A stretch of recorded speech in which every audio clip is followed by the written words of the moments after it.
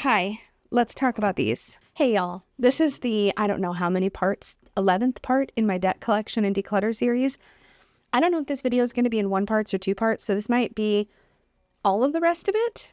Actually, I've technically got about 3 sections worth, but depending on how long the videos go, we'll see how many videos it actually turns out to be. But anyways, today we're going to be talking about decks that live on a shelf and other random places around my reading room or my divination space. So let's get into it. Oh, decks are falling everywhere. I knew that was going to happen. Okay, so these are mostly decks that live on a shelf because they're not usual tarot and oracle, so I don't pull them into rotation for like typical divination. They're pulled in for specific purposes. So first, let's talk about my rune decks. I have 3. I would like to pare this category down. I think I know what I'm going to do, but let's talk about it. So let's talk about the one that is my one true love when it comes to rune decks, the Runic Oracle Odyssey by Eva Delcourt.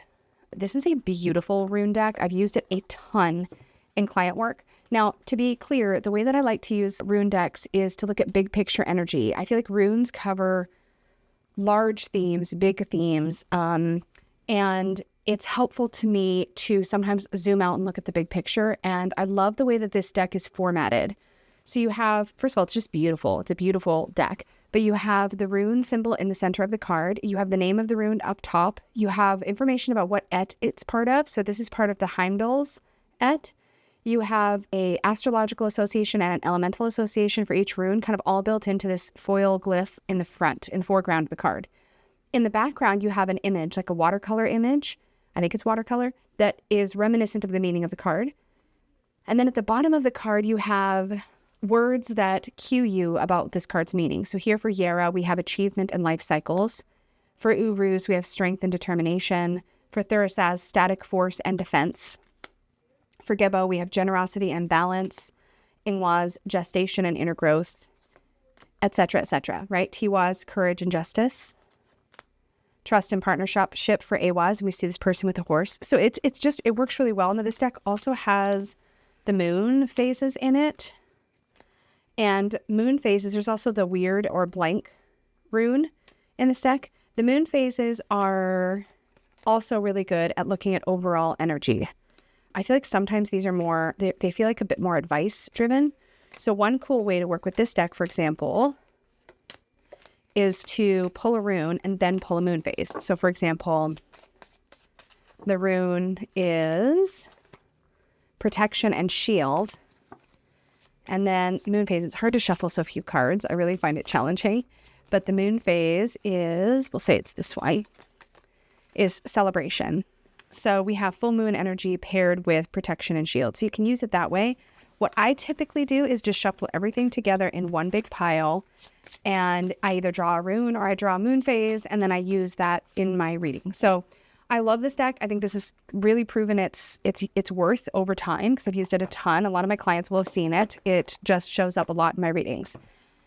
Then I have this one. This was sent to me for review a long, long time ago. I think it's really, really cute. It's this chubby bun rune deck.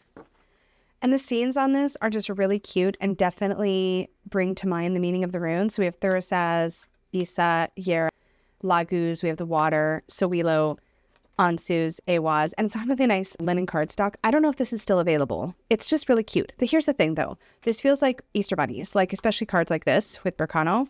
These feel like Easter bunnies or like just cute bunnies. And it's too specific. It's too much about bunnies. But like, look at this for Hagalaz. It's so cute. And like, if you really get the meaning of the rune with these images, which is why I've kept it. But I don't ever really use it. I've used it a couple of times in client readings when I was using more inner child-based decks.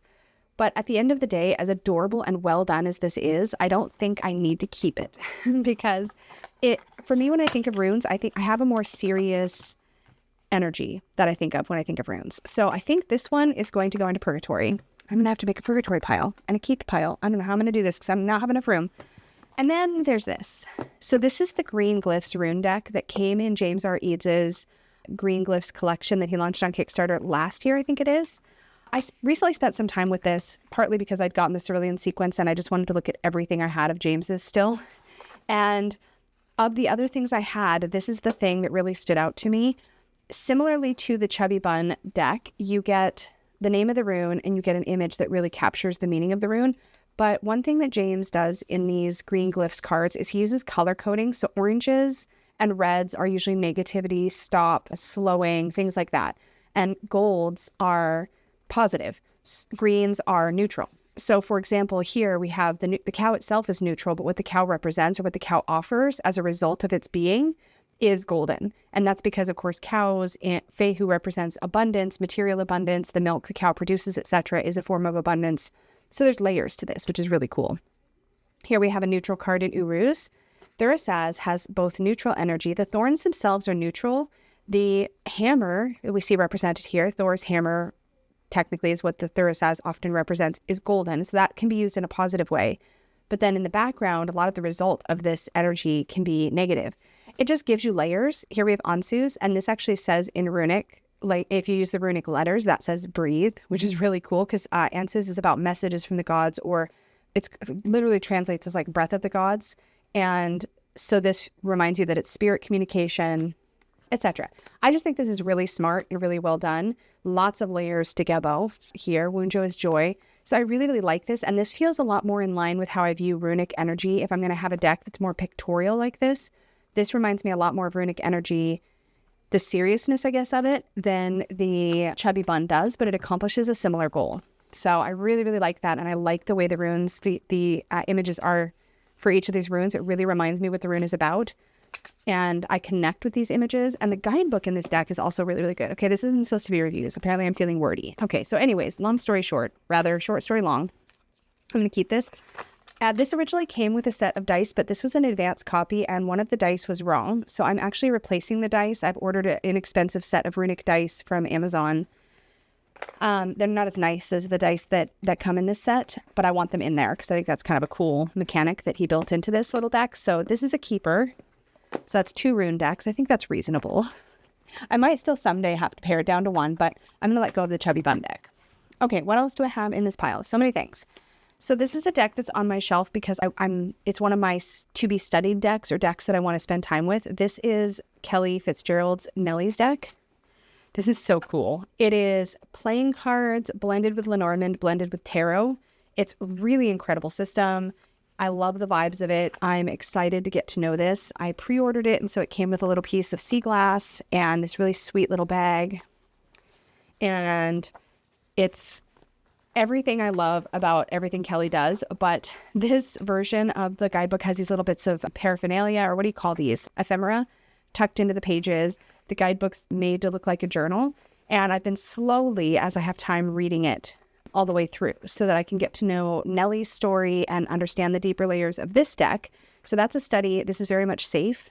I just want to have some dedicated time to spend with it, and my life has been crazy lately. So this is in my definitely safe but to be studied pile. Okay, these next 2 things are absolute mainstays. They're not going anywhere. Let's talk about this one. This is my favorite edition of Andy's Chakra Wisdom. Wait. Oh no. What's it called? I'm so bad. What is this called? I'm gonna put it in the description box down below. I'm so sorry, Andy. I don't know why I forgot, but my mind is blank. I have had 3 different versions of this deck. This is my absolute favorite. It came in this little clear box with a bunch of stickers. I decorated the box myself with my favorite stickers from the little stickers it came with. Look at the unicorn. Amazing. It was so fun, and I freaking love this. This is like my perfect little chakra deck for right now. It does all the things I need a chakra deck to do, and it's so cute. It's got all these like little emojis and like kind of digital stickers all over it. It's so stinking cute. I don't know if this particular edition is still available. This card size is really great. I think this is like 2.5 by 3.5 or something. It's little. And I love this. So this is my only chakra deck right now. Someday I'm going to make one, but literally this scratches the itch. So I haven't felt any urgency to make my own, even though I know I have one in my brain that I want to produce. This just really works for right now. So I love this. I use it all the time. I have a chakra reading I do for clients, and this is the main component of that reading. So this is very safe. And if you've been here for any length of time, you know I've had this deck forever and ever. I use it constantly for spell work. I use this, it's so convenient for spell work because I can just pull some cards and set them out for specific intentions. And I do this all the time, or I can tuck a card into my wallet and pull that energy in. When I travel, I pull the safe travels card, or if a friend of mine is traveling, I'll set that out on my altar. I use this constantly. There is a bigger version of this deck where it's the sigil, like big round sigils, but I think it doesn't have quite as many cards, and it doesn't have the like little write up right on it, or it's just different. I like this. This is the perfect size so that if I am using one of those little spell candles, I can put it on the sigil, and it's glossy, so I don't worry if I spill a little wax on it. I can just pick it off or whatever. This has seen some use. So this is super safe, but it's not the kind of thing that I need to hang up. I just keep it handy. Okay, the Royal Mischief cards. I got these because I was curious. I'm not keeping these. I don't know what I was thinking when I got these. Patrick Valenza's stuff is so creepy. I love the Deviant Moon Tarot, and it makes me want everything else, I guess, that he does. But I always find that it's too creepy when I get it in. The neat thing about this is that this is a set of playing cards, but what he's done is he's worked the actual pip, like the spade, into the image, so it looks like it's part of the image. So here it's the lips of these two characters who are like smoking or something. Here it's the like bathing suit tops of these three girls. Here it's their shirts of these pot-bellied musicians. Like, it's super clever and unique, but I thought maybe I'd want to read with this, but I don't want to do any divination with this. I just was curious about it and wanted to see it, but his stuff truly creeps me out outside of the Deviant Moon, and the Deviant Moon creeped me out for a long time before I got it too, to be honest. Like, but this just was so creative, and I thought maybe it would be really cool for reading with, but I don't have any desire. I'm gonna put this back in order because it was in order. I don't have any desire to read with this at all.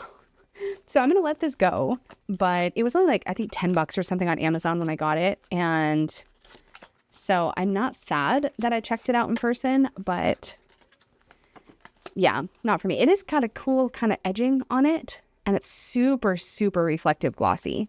But yeah, these are the Royal Mischief playing cards by Patrick Valenza, and those can go. Oh, I lied. I have another chakra. I have another chakra deck. Okay, so Andy's is the one I use all the time now, but this was my first, and this was the one that I initially had for all of my chakra readings. This is the what's it called? Anna Mantras? I think it's called Anna Mantras deck. This was by Katie Walsh. I edged the cards to match the chakra colors. This just makes it easier for me to separate them out into their individual piles, and also because it looks cool. And I love this for a chakra deck. It's actually really sweet. It's very, very kid friendly, which is nice. But the illustrations do give you a lot. Like, here's a solar plexus chakra card that says be confident. Here's one that says be united. Here's one that says be friendly.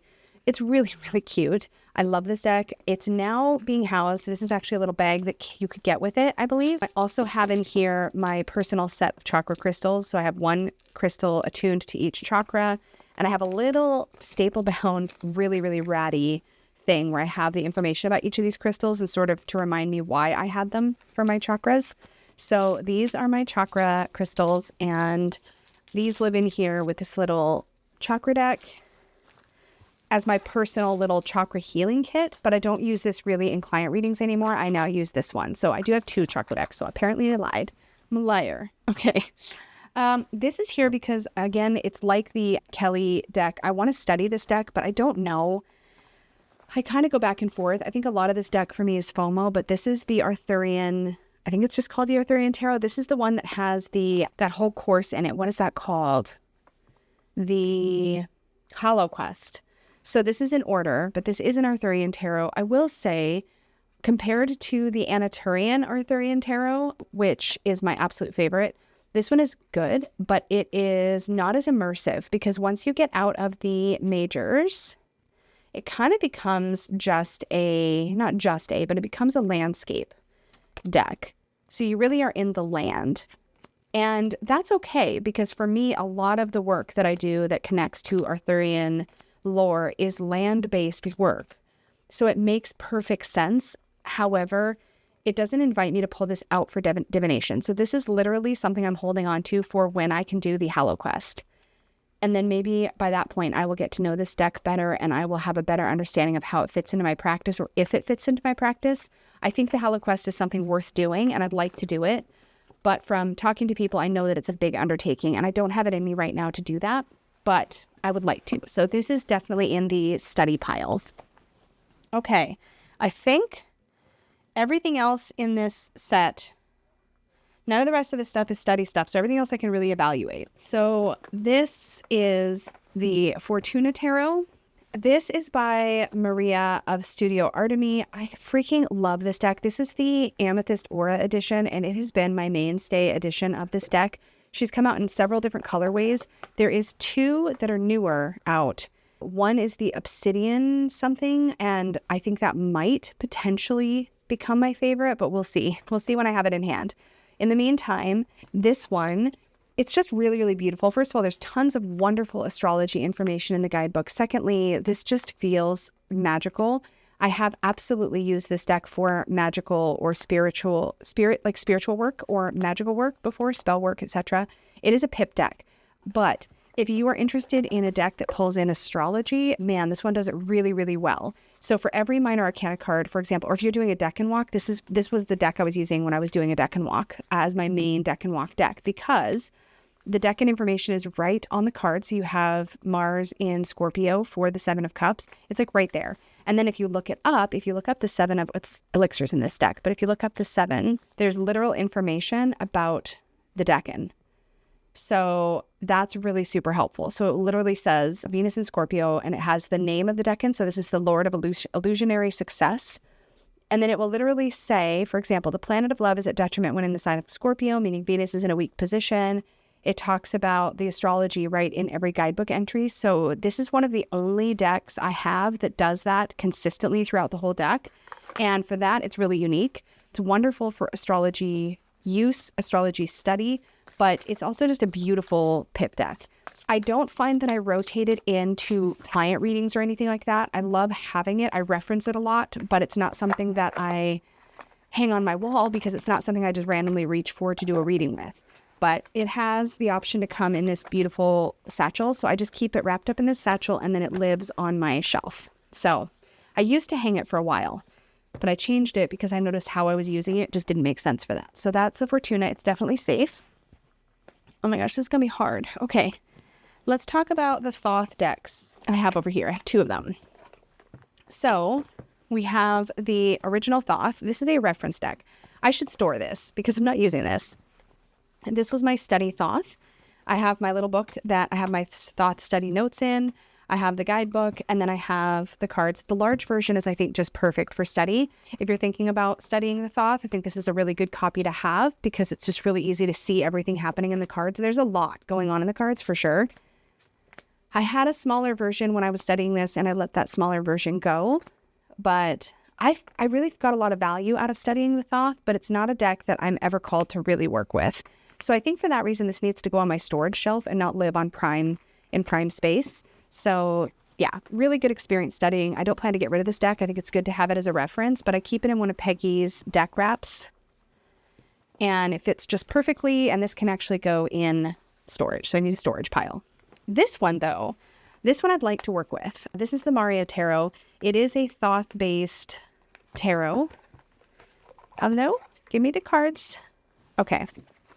So this is by Masha. Hello? Oh, there we go. That's just the numbered card that lives in the bottom. Okay, so she actually packaged with this a really nice quality fold-out Kabbalah reference sheet, which I think is really, really cool. So that can sit in the bottom. The guidebook for this deck is really, really well thought out. So you get card imagery, you get astrology, you get the Kabbalic reference for every card, and then you get symbolism. So what you're seeing on the card, like why it's there. But this is Maja's version of the Thoth, and it's just beautiful. I love her version. It stays true to the intention, I think, of the Thoth, but just look at this. We have alternate lovers for a Thoth-based deck, which I just think is really, really cool. But again, this is like something that I think would be much easier for me to work with because I could pull a card. In fact, let me pull out the extra lovers and let's shuffle this, and actually let me just pull a single card. So I'm going to I'm going to use this lovers card. Okay. And I'm going to put these in the bottom of the box like that. And then I'm going to shuffle. This is on a really nice linen cardstock, by the way. Feels really good. Okay. So I'm just going to pull a single card, and look it up, read about it. Okay, so let's go here. Oh, I pulled the Princess of Cups, which is my significator. That's kind of funny. All right, so let's look up the Princess of Cups in the guidebook. So here's what this says. So this is Earth of Water. It says the elements of water and earth are passive and together represent crystallization, which is the tetragrammaton reference, represents the final outcome of energy, its materialization or reabsorption, the silence to which all things return. And then the astrology is, according to this, it's Libra, Scorpio, Sagittarius. That's very interesting because those are not all, it says Pacific. Okay, so it says the princess rules a quadrant of space rather than time. She rules the celestial quadrant of Libra, Scorpio, Sagittarius, and the area of the Pacific. That's really interesting. The Princess of Cups is also connected to the Ace of Cups. So then it says the Princess of Cups rising from the depths of the water represents the ecstasy of the deepest desire for union with the universe. Upon her dress, crystals begin to form, signifying the capacity of the princess to materialize life. The princess is the daughter of the inner world, one step away from materialization. She dances gracefully in the sea of sensation with a dolphin, which represents the power of creation. There's 2 more paragraphs after that, so I'm not going to keep reading, but there's just a lot of depth in the guidebook, and I feel like I can get a lot of meaning out of this. But in truth, the Thoth is not a system I read with a lot, so I don't need to hang this up. This is something I would pull out with intention, so it's safe, but it doesn't need to be hung up on my wall or anything. So that's why it lives on the shelf. Okay, let's talk Spread Machine Oracles by Kimberly Sand. These are so cool. I never use these. However, I am a huge fan of Quest. So let me just show this. Spread building decks just tend to not fit in my life very well. But this is really, really well done. The spread machine, if you are curious about it, I think it's definitely worth checking out. I think it's really, really cool system. It's got a lot of thought behind it. I think it's beautifully designed and it's a really nice quality deck. But I think the original spread machine for me can go, as much as I love the idea of it. Actually, I think I'm going to store it. I don't think I want to put it in purgatory. I think I want to store it. So I'm going to pop that over here to be stored. However, Spread Machine Quest, I freaking love. I don't reach for it very often, but it's actually really cool because it's all gamified. So it's all based on sort of like video game or RPG kind of themes. So you have character cards, you have power-up cards, you have equipment cards, status cards, and then embark cards. So you can build a reading using those themes, and it's really, really cool. It's very, very clever. She gives both a guidebook and a quick start guide, just like she does in the original Spread Machine, and she has other little mini expansion decks like this as well, but this one was my favorite. So I'm going to keep this, but I think I'm also going to store it, actually, because it's not something, no, I think I'm going to keep this out, just like I keep my other astrology reference, spread reference. Yeah, the Spread Machine, though, maybe I do need to purgatory this. I never, ever, ever use it. I get excited to use this sometimes, but I never, ever use this because I just build my own spreads organically. I don't build them from cards typically. I like this because it's a more guided, specific, unique kind of thing. But like this, yeah, I think I'm going to purgatory it. I think I'm going to be a little bit more, I don't know, ruthless or whatever. Okay, so I'm going to put that there in the purgatory pile. Okay, these ones are now kind of a bit of a mini this or that. So I have the Witchlings deck and book set and the Weird Sisters. So let's talk about Witchlings. I feel like my time with this deck has passed because I just don't feel called to use it, but I continue to hold on to it because I think as a spell deck, which is how I see it, it just works really, really well as a spell deck, but I just don't reach for it. I literally reach for these constantly. But here's the interesting thing. Ever since I got this Weird Sisters deck, which I'll talk about in a minute, that's the one I tend to actually reach for because it feels like magic. This is sweet.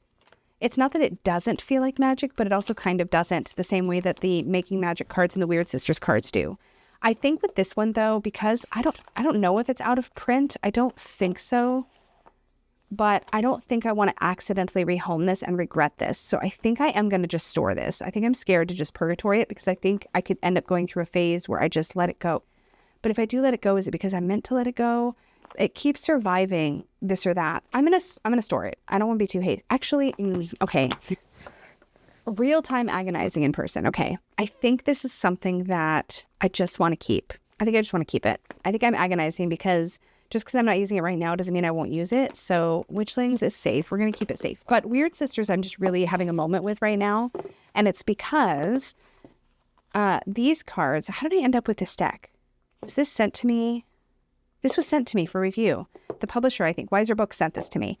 I would have never picked this off a shelf, but it just feels really powerful as a magical deck. But it's definitely got its own thing going on. And I've just found myself pulling cards randomly as like things that I need right now. So do I need rewards right now or whatever? Like I've just been shuffling and drawing and putting it out on my altar and just really enjoying that practice. So I'm having a moment with Weird Sisters, but I think I might regret if I like use this to replace Witchlings, which has been tried or true for years for me, just because I'm having a moment with Weird Sisters. So these are both safe. These are both safe.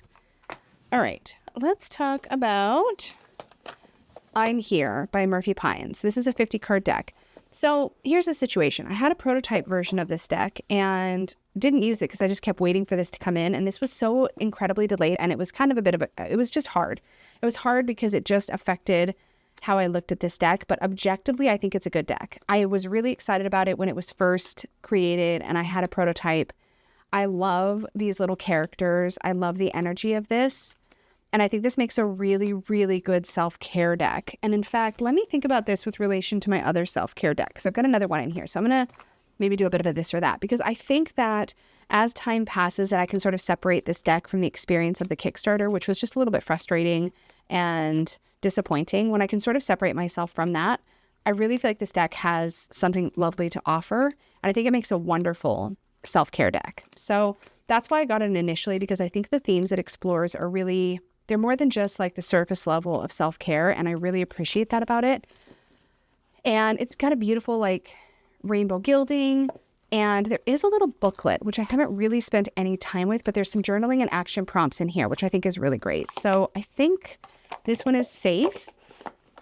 But let me think about this one in relation to my other self-care deck, which is sadly a Hay House deck. And I say sadly because I've been frustrated by their card stock for a while, but this is the deck I usually pull when I need a self-care card.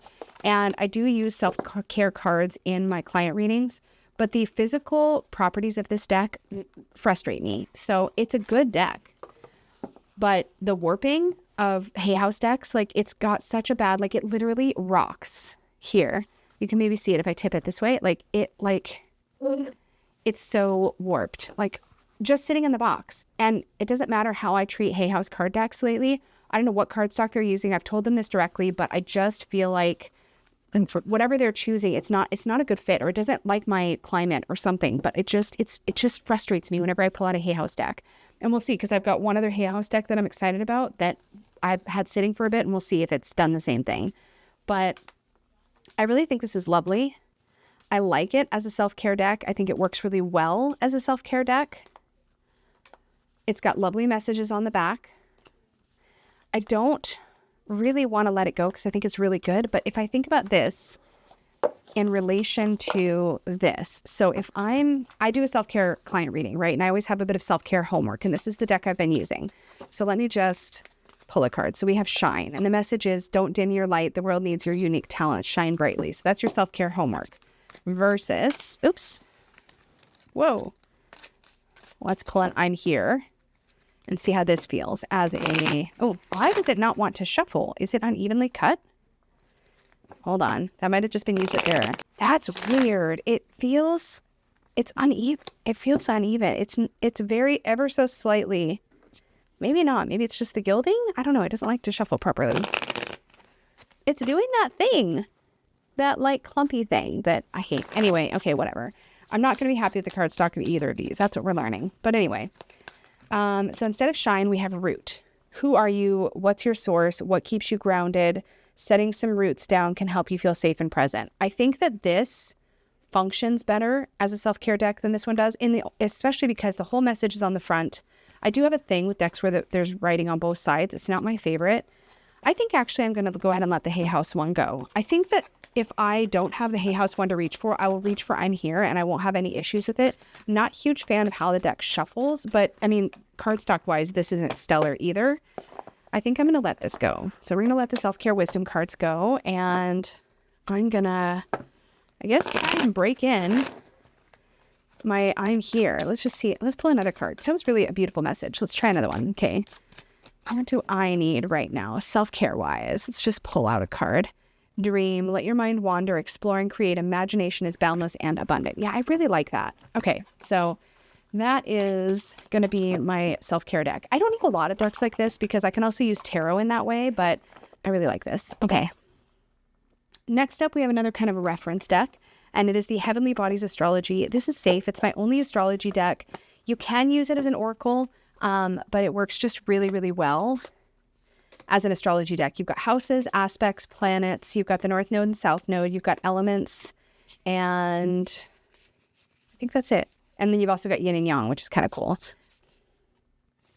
Yeah, it works really well. And the book that comes with it is really beautiful. The cardstock is lovely. It feels like indie, but I believe, I don't know if it's actually mass market or if it was just self-published, like released on, why is the box not closing? Hold on. We had an issue. Oh, there we go. Anyway, keeping that. It's a great reference deck. Okay, this deck I also got to be a reference deck, and it is the Tree of Life Oracle by David Wells. Hay House. Now, I have not, see, it's already done it. Oh, this makes me so mad. What is wrong with Hay House cardstock? This is a brand new deck. I have not shuffled it. I haven't, look it, it's got the rock. Why? Why? It makes me so mad. Like, am I twitchy? Am I having problems? Am I very, very particular? Probably. But this is really smart, and I'm not going to let it go because it's the only thing I have that does this job. But it is a Kabbalah Tree of Life Oracle, and it specifically connects the Tree of Life to the tarot in a really smart way. So I'll just show you. So here we have the element of air, element of fire, element of water, and element of earth. So we have the big picture stuff. But then you have Keter, the crown, and you can find the major arcana of the tarot as well. So you have the individual Sephirot, which are the little circles in the Tree of Life. And then the major arcana is actually tied to the paths. So the paths come through. So these are all the individual Sephirot. Then you have the individual paths that are linked to the majors. And I just think this is really cool and really smart. This also looks beautiful next to the Maria Tarot or the Thoth Tarot. It's just a perfect pair that way. So in that way, it's perfect. Again, this is just a reference deck. I'm just mad that the cardstock is terrible. I don't know why, but it is. So anyways, this is just going to go back to living in its box, being untouched and quietly falling apart all on its own. I don't know. Am I grumpy about it? Yes. Yes, I am. This may be one of the only Hay House decks that I am still keeping that has this cardstock because I just get so irritated by it. So that's a keep. This one is another kind of reference deck. I do want to work with this. I'm waiting. These creators, this is the Wild Way Oracle by Nicola Allen. The creators of this deck just did a Kickstarter. I think it was actually on BackerKit, but they crowdfunded for a expanded book for this deck because this just comes with a little intro card and then some sort of like keyword kind of things for each. I don't entirely know how this is set up, but it's like keywords basically for every card. But each one of these cards represents a decan, which is awesome. So here we have Decan 1, Aries 1. We have Aries 2, Decan 2, Aries 3, Decan 3. We have Taurus 1, Decan 4, etc. all the way through. And the artwork is super, super, super cute. This is the deck that I want to accompany me on my own deck and walk journey that I'm probably going to do at some point. I need to find a way to do it. I need to come up with my own way to do it. It's very, very, very simplified because I just get overwhelmed too easily by digging into all the layers, and I always want to, but I just need to pick something simple. And I think this would be a lovely deck to just come with me throughout the year. There's also Sabbath cards in here, which are really beautiful. So you have the 36 decans, and then you also have Ostara, Beltane, Lith, Lunas, Mabon, Samhain, Yule, and Imbolc, which is just really cute. It's really, really cute. But I want to get the expanded guidebook in and really kind of spend more time getting to know it. But this is meant to be my decan deck. So it's kind of like set aside sort of for study, but it's also kind of a reference deck, astrologically speaking. So that's why it lives on my shelf. I have a very scary tower of decks, like right here, like over on the right side. It's like Leaning Tower of Pisa right now. Could totally fall. But I'm going to ignore it because that's classic me. Okay, these next two decks are just over here because I'm using them, but I'm using them in specific ways, and I don't fully know how I want to handle it. Okay, anyways, let's talk about this one. This is the Old Ways Magic Oracle. So I screwed up because I got this deck, and then the creator came out with an expanded version of this deck, and I really want the bonus cards, but I don't want to have to rebuy the whole deck. And apparently there was a limited period of time when you could get just the additional cards. I don't I don't entirely know what happened, but then I'm like, but then do you get the guidebook expanded? I don't know. I think I need to rebuy this with the additional cards because it's absolutely beautiful. This is like a Celtic deck. The keywords are wonderful. The artwork is absolutely astounding. It's so good. And this pairs really nicely with Celtic decks. I do think I need to actually hang this though and pair it with a deck.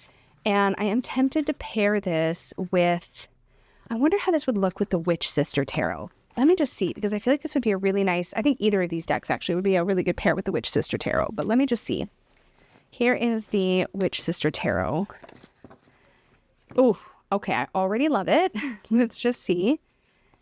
Yeah, I really, really love these together a lot.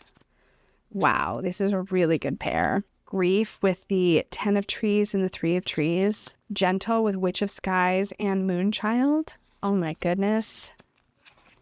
Wisdom with 2 of Skies and 5 of Trees. Yeah, these are really good together. Oh my gosh, I really like these together.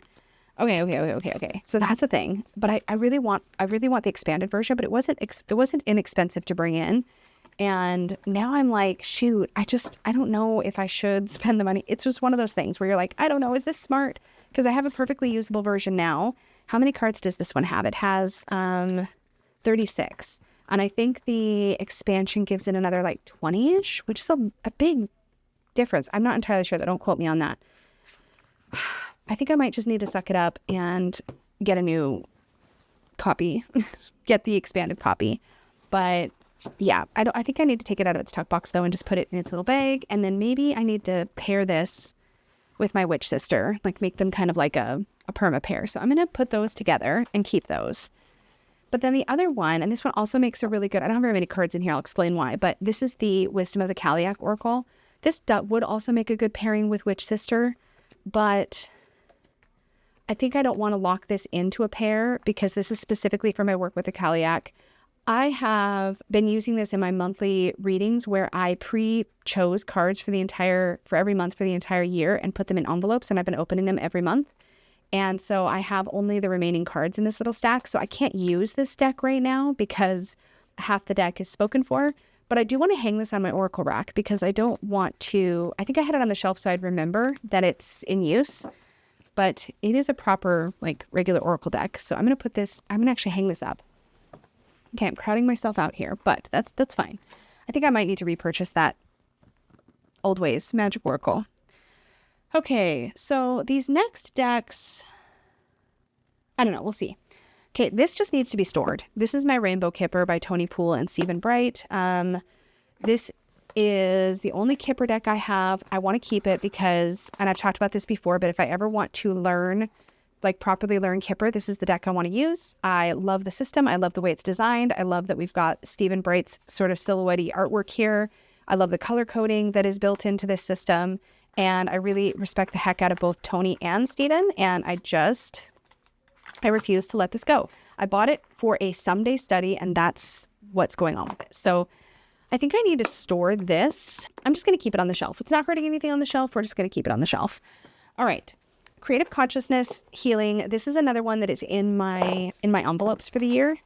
This is a really beautiful deck, and it has lovely messages, very, very healing, gives you these little meditations that you can work with. And I just think it's really, really, I'm going to say really a lot.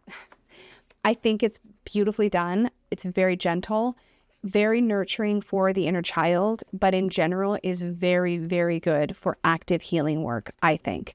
The little meditations are sweet and powerful, and the concepts discussed in the cards are meaningful and have a richness and depth to them that it will surprise you. Given how sweet the artwork is, you might think that it's a little bit simple. It's not at all. It very much speaks to, at least for me, it speaks to my trauma. It speaks to my wounds in a really, really empowered way, and I love it. But about half these cards are in envelopes for the year. So I can't really work with it at the moment, but it is definitely safe. Okay, I'm putting it on the Leaning Tower of decks. Okay. This one is one I definitely need to think critically about. This is The Beloved Dead by Carrie Paris and Tina Hart. It is for a very specific use, for me anyway. It is an ancestral connection deck. That is really how it's designed. How is it bowed? Just sitting in its, I don't know, but it is. Is it? No, is this Hay House? No, it's Wiser. What's happening? Maybe my climate is just funky because like it's got that same rock that those hay house decks have.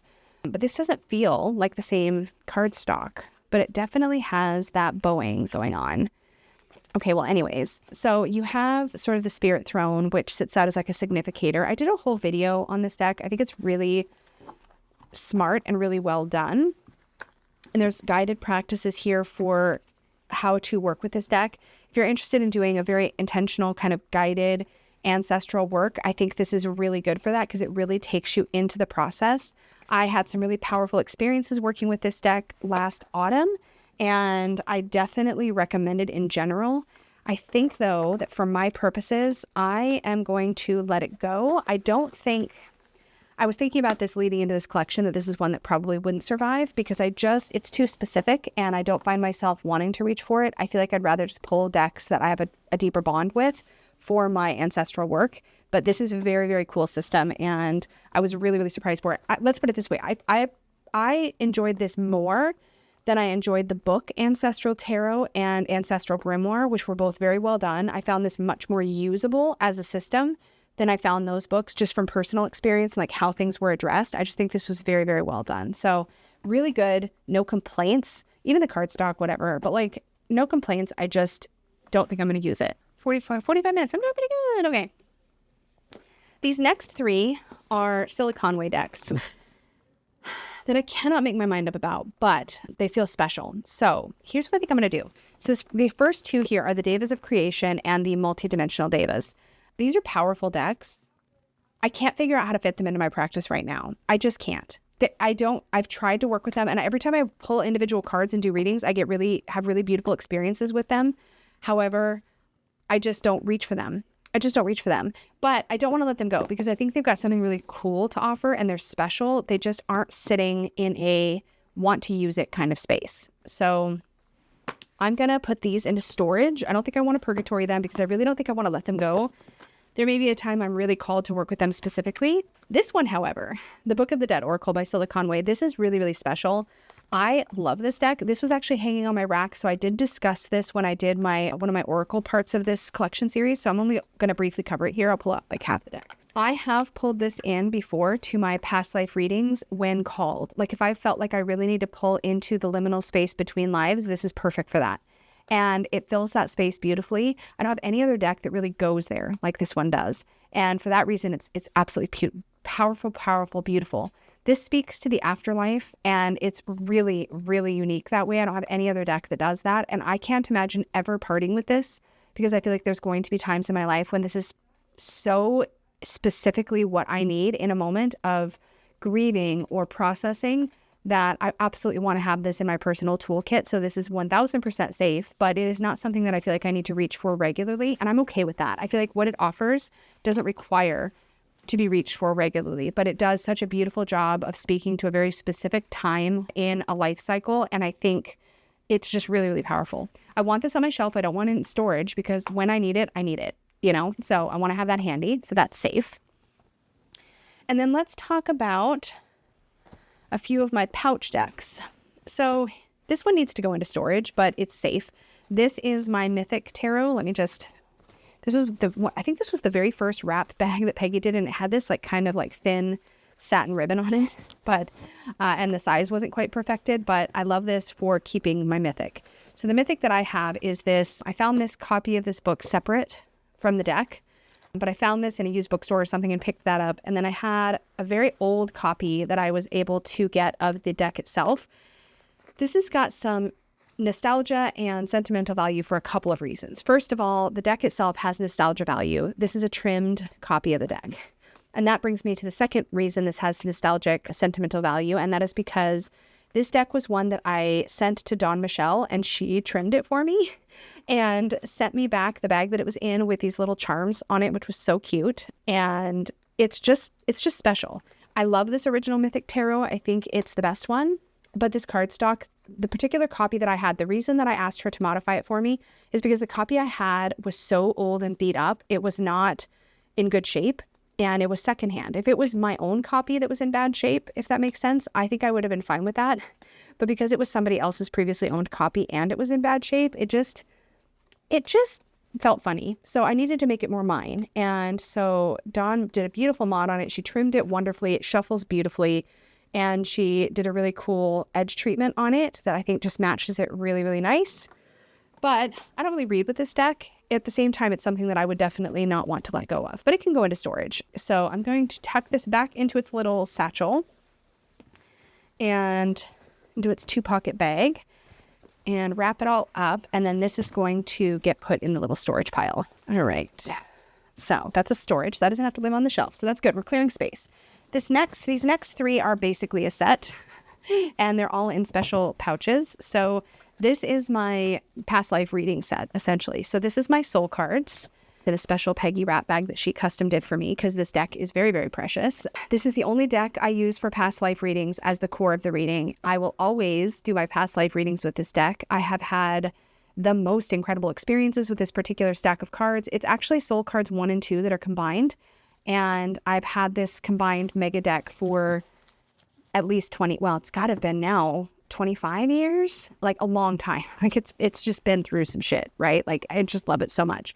And that forms the core of my past life readings. And then when I do them for clients, I also pull in 2 other decks. So I'm going to show you those real quick. But these are, of course, safe. These are special.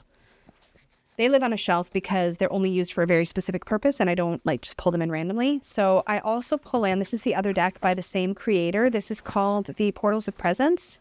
It's also in a custom made Peggy pouch.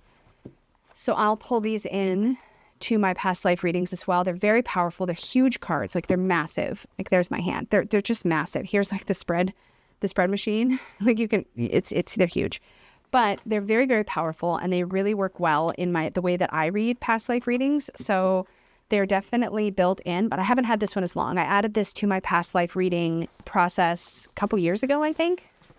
Maybe 3, might be that long. I don't know.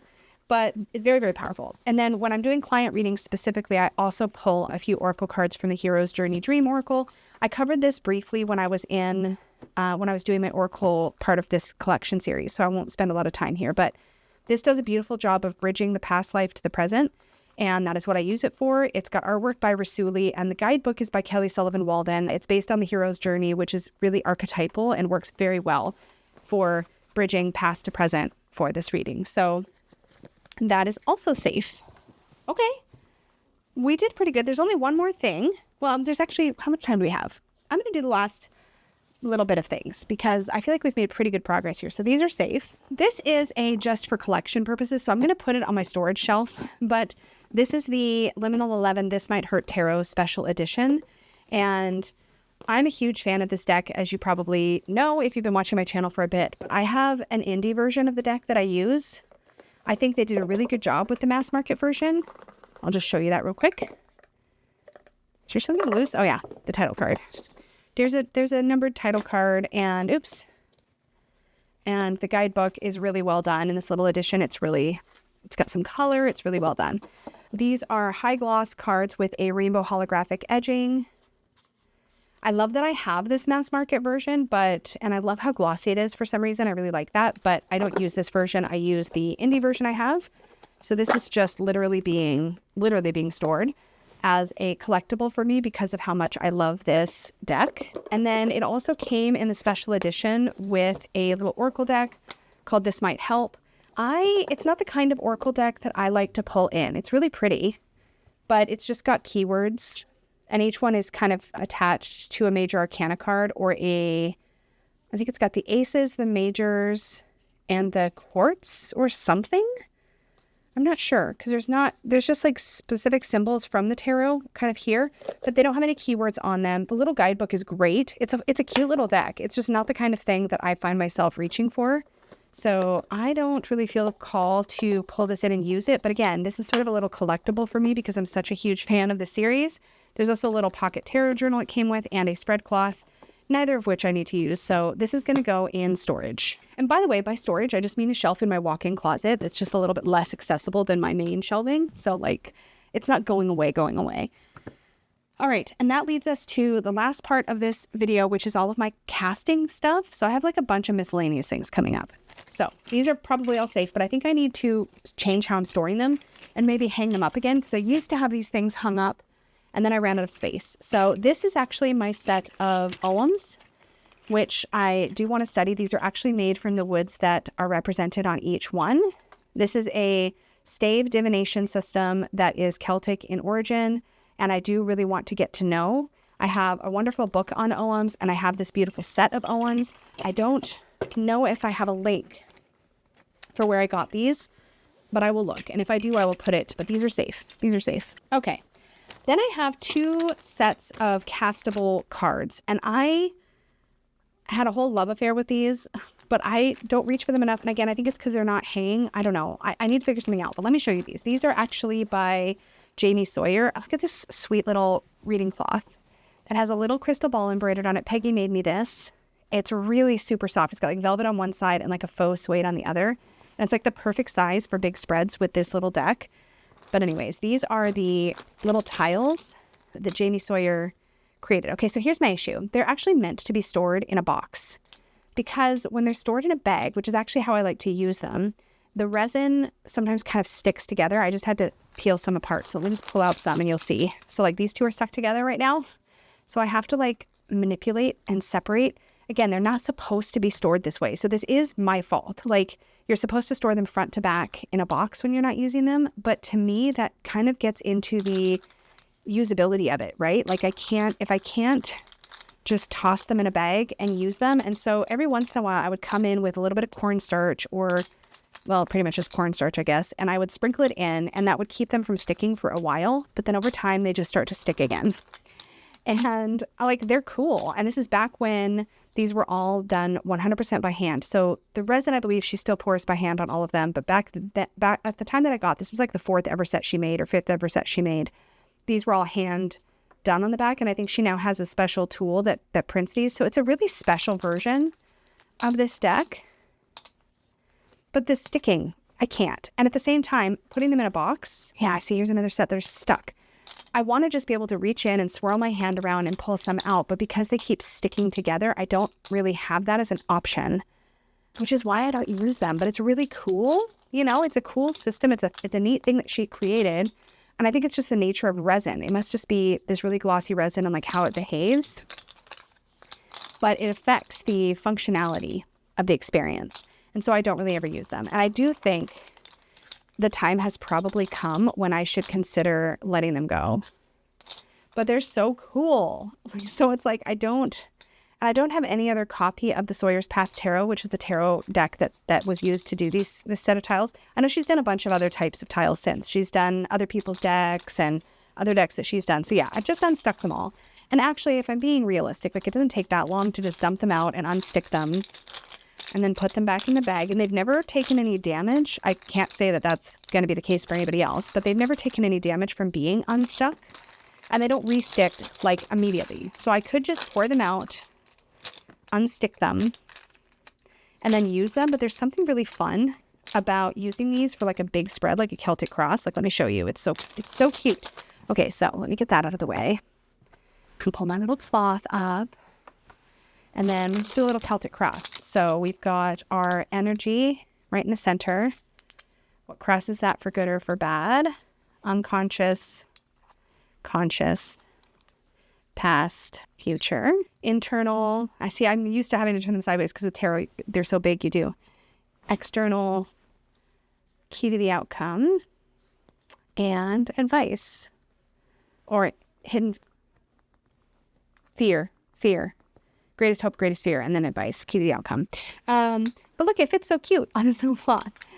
Yeah, I think I'm going to keep this. I think I'll just have to remember that when I'm going to use them, I just need to dump them all out. And then once they're dumped out, I just need to unstick them and then toss them back in and begin my reading. I guess that's not the end of the world, Lisa. Don't be so lazy, because they're really cool. I just need to hang them up again so I remember that I have them. But those are my tarot tiles. And then I also have the same thing, but in the Lenormand. So let's do a quick little unstick of these as well. Oh, there we go. These are really cute. It's a really good Lenormand, actually. The Sawyer's Path Lenormand is a good one. These are really expensive to buy, but I think if I just give myself permission to actually use them more. I think I need to hang them up because I put them on the shelf and then I kind of forgot about them. So I need to be able to get at things a little easier, which declutters help with that because then I have the space to put things where I actually want them. So my tarot and Lenormand tiles. I'm running out of space, but we're gonna work with it. So the next thing I have here are, I think, gonna be runes. I have them in this like unicorn like stuffed bucket. That's where I keep my casting stuff. So let's look at these last few things. So these are my pine runes. I freaking love these. These are cut from wood from around my area and they smell incredible. They smell so good. They smell like fresh cut wood. I love, again, runes for big picture energy. So these are my favorite rune set. And then I have a little set of mini runes. These ones I can probably let go. These were made out of coffee wood, I believe. And they're just teeny tiny and they're super cute, but I think I can let that set go. It's convenient to have some little ones, but they're actually not that much smaller than my favorite set, which I'm going to pull out because that should be part of this video too. I'm going to pull out all my other casting stuff while we're here. Okay. Yeah, that's all of my casting stuff. Yes. Okay. So these are my favorite runes. I can let those other little ones go. These are my fanciest runes. These are the China plate runes. And they're by, I forget the name of the creator, but these are actually from China that has been cut and then engraved. So that's the China pattern that these ones are cut from. And these have a very satisfying tactile feel. So these are really nice for drawing and like doing spreads with. And these are really nice for casting. So yeah, love these rune sets. These ones are safe. My desk is running out of room. And then I have, okay, this is part of, wait, we'll show that separately. Hold on. We'll take that out. We'll put that back in a minute. Okay, this is actually one of the ring boxes. Peggy and I have two of these. There's a dark one and a light one. And we use these to hold our wedding rings in our wedding ceremony. Anyways, in here are my little set of witches runes. I don't really use witches runes. I keep these just because they're made out of a very light wood. They're not very satisfying to hold or play with. I wouldn't mind getting a set of witches runes from the people that did the China ones there. But I don't really, like I said, I don't really cast with witches runes, but I like having a set just in case. So I keep this in this little jar, and this jar lives in my little drawer that's at my reading table here. So let's go back to, is that it for runes? I think that's it for runes. Okay. I have two casting-y, well, I've got more casting-y things. So this also lives in my drawer here. These are my charms sets. So I have two. These are both by Carrie Paris. So this charm set is actually a tarot charm set. So every single one of these matches a tarot card. There's the moon. And we even have the minors, because if you were to cast and get one of the elemental symbols, so here's a wand, then you could roll the die, which is a 10-sided die, to see whether it was an ace, 2, 3, 4, like which wand card it was, right? So if I pulled this little wand, I'd roll the die. Okay, I got 6. So this is the 6 of wands, you know? So it's a really cute little tarot charm casting set.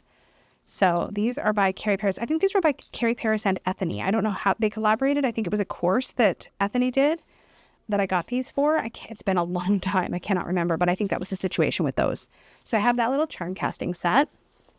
And then I have this is like my mix and match charm casting set from Carrie Paris. So this began as the Fortunes casting oracle, but I've added things to this. So this is just a mishmash of charms. So if I want to do charm casting, this is my set. It's got a whole bunch of like miscellaneous things like in here. And so whenever I get sent charms or find charms or end up with charms, I toss them into this set. So they become part of my mishmash charm casting oracle set. So that's my charms. And this lives in my drawer with my other stuff. Pop this over back where it was in my drawer. And then I have my charm cast oracle. So I also keep with this the little pendant that came with this set and a really strong magnet for pulling the charms out. And they just stick to the front because it's metal in here. So they're going to come off because I'm going to pull some charms out. So this is a really great casting set for tarot because the cards are metal and fully engraved, and they tarnish over time. So they're a little bit darker than when I first got them, but they're really nice. It's really easy to tell what card you're looking at. So if you want to cast actual tarot cards, this is a really wonderful set. You can just reach in, grab a handful, see what comes out, what it's next to, etc. So that is my charm cast tarot. It's also really great because of the pendant. I dropped one in my drawer. I am dropping stuff. Because of the pendant, you can just pop in, like you can do a daily card pull and pop in the daily card. Oh, that's upside down. That's the Four of Wands, right? So it fits beautifully in there. But then when I want to get it out, they tell you to put a cloth between so you don't damage it. I'm not fussed about it. I just use that magnet to pull it back out. So that's how I use that. This also lives in my drawer here. We're almost through, y'all. And then I have some geomancy stuff. So this was from the James R. Eaves campaign. These are geomancy coins. So each one of these represents a different geomantic. I forget what these are called, but that's what these are. This is not for casting geomancy, but rather for I feel like just singly pulling a geomantic coin as an answer to a question. So it's kind of a unique way to do geomancy. So I keep these. I'm probably going to have to hang all this stuff up together somewhere. I'm going to put my runes back in my drawer, but my little runes. But I think my big runes, my oghams, and these all need to hang together. In this little shell, I do keep this in my drawer, and this is just 4 geomantic coins. So these are these are each elemental. So I use them for casting geomantic shields on the times that I do that. This is what I use to actually cast or to create or build a geomantic shield. I use these. So these are actually used, I guess, more traditionally the way we would think of geomancy. And then this is what I use for single geomantic draws, if that makes any sense. So these do live in my little drawer here for singles. And then this is my last set of casting things, and these are my animal speak runes. So they're animal runes. These are, you can't get these anymore. These were available in the mass market, but each one has an animal and a keyword. And these are just really cool. So I've kept these over the years. And I have them. This was actually a little bag that the Way of the Panda Tarot came with, but it was a little too short for the Way of the Panda Tarot. So it became my animal rune pouch. So I think these things need to hang up so that they're available and not live in this bucket, in this unicorn bucket that I had. So I think that's how I'm going to deal with those. That is it for part 11, I think, of my tarot collection and declutter. I think we're pretty much through now. I will have a couple more parts to release. One will be the things that are in storage. And then I may, if you guys want me to, I may do a final video that goes over everything currently in purgatory. But to be honest, I don't know if I'll get around to that or not. But let me know if you're interested in that, and maybe I'll show you a final one of what's in purgatory. It kind of feels like a big tease, though, because I'm not rehoming anything from there yet. But I might do that. But otherwise, we're almost through all of my decks. So if there's one that you haven't seen yet that you think I have that I may have missed, let me know. But I think I got everything. All right, y'all, that's it for now. Thank you so much. As always, extra big thank you goes out to the Unicorn Fam channel members. Thank you so much for your monthly tangible support of the channel. It really does make a huge impact, and I appreciate you so much. To all of you who watch, who share, who subscribe, who comment, you are such a valuable part of this community, and I appreciate you. Thank you for staying and watching and engaging. It really makes a difference as well. So thank you all so much. And until next time, may your magic always shine from the inside out. Bye, y'all.